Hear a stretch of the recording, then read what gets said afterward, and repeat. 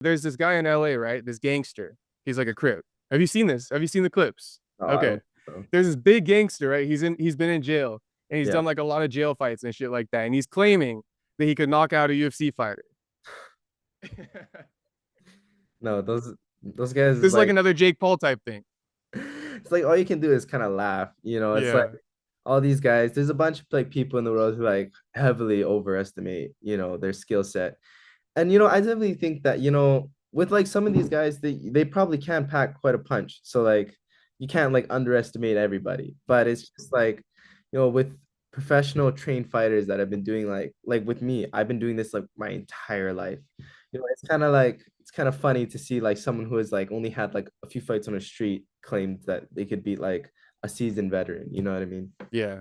But I guess at the same time, to give it a devil's advocate, there's some boys in Hawaii, right, that can get down with like some MMA fighters. Mhm. You feel like that or no? Because Well, they're all the guys in Hawaii got hands, like even if they don't train.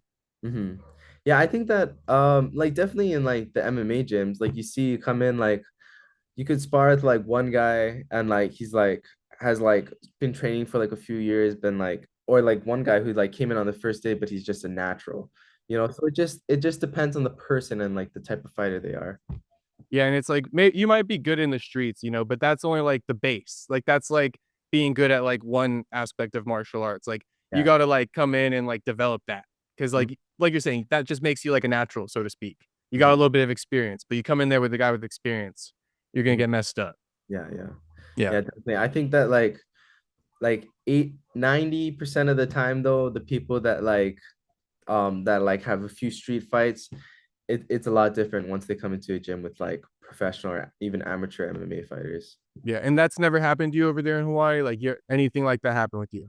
No, I mean like luckily like our gym, it's like really family based. So like everyone that comes in, like we have a really nice community. So like we haven't got anyone like trying to like pick a fight with anybody or anything.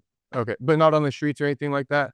Oh no, no. Like I've never been like in any street fights or anything before. Yeah. And like Okay, fair enough. I'm just also not that kind of guy to go into a street fight. Like I would always just like I would probably do anything to avoid a street fight if Yeah, possible. Yeah. smart move. You don't know if anybody has weapons and shit like that. They're out of their damn mind. Mhm.